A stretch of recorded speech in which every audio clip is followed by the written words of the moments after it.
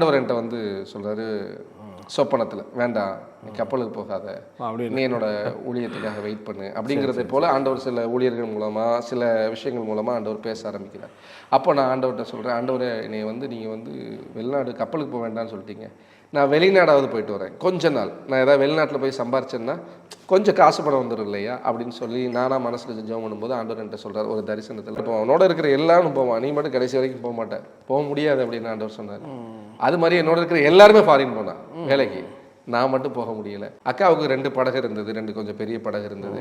அந்த படகுல நான் அப்பாவோட கொஞ்ச நாள் வேலை பார்த்துட்டு அப்புறம் சும்மா கடலுக்கு மீன் பிடிக்க போக ஆரம்பித்தேன். இப்போ நல்ல வருமானம் வர ஆரம்பிக்குது. இப்போ நான் அவங்களோட கடலுக்கு போயிட்டு இருக்கிறேன்.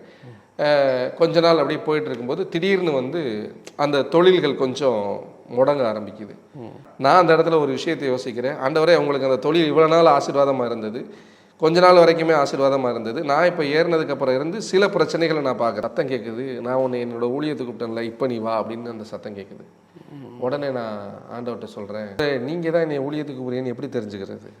அப்படியே நீங்கள் என்னை ஊழியத்துக்கு கூப்பிட்றீங்கன்னு தெரிஞ்சுக்கணுன்னா ஒன்று செய்யுங்க, இந்த போட் இவ்வளோ நாள் லாஸில் இருக்குது, நான் இந்த படகுல இருக்கிறனால தான் இந்த போட் லாஸ் ஆகுது அப்படின்னா வருதுன்னா இப்போ எனக்கு நீங்கள் ஒரு அடையாளத்தை காட்டுங்க, நீங்கள் தான் என்னை ஊழியத்துக்கு கூப்பிட்றீங்க.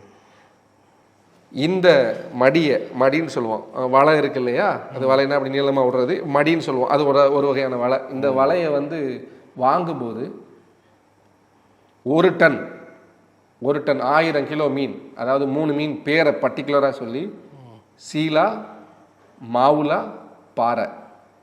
இதில் இந்த மாவுலான்னு சொல்கிறது வந்து பேரகுடான்னு சொல்லுவாங்க. இந்த 3 மீன் சொல்லி, இந்த 3 மீனில் ஏதாவது ஒரு மீன் 1000 கிலோ வரணும். வந்துச்சுன்னா நீங்கள் தான் என்னை கூப்பிடுறீங்கன்னு நான் புரிஞ்சுக்கிறேன். பேதுரு அப்படி தானே கூப்பிட்டீங்க. ஜெபமணி முடிச்சு ஒரு 5 நிமிஷம் அல்லது ஒரு 10 நிமிஷம் இருக்கலாம், மடியை வாங்கி அந்த சீனிங்கின்னு சொல்லுவோம், அதை உரி விட்டா மாவுளா மீன் எக்கச்சக்கமாக கிடக்கு. எனக்கு ஆச்சரியம் தாங்க முடியல. இங்கே கரையை வந்து அந்த மீனை எடை போட்டால் 1048 கிலோ மீன் இருந்தது. உண்மையிலே பெரிய ஆச்சரியம். அன்னைக்கு விலைக்கு என்னுடைய நினைவு சரியா இருந்தால் 3 லட்சம் ரூபாய்க்கு வித்தது அந்த மீன்.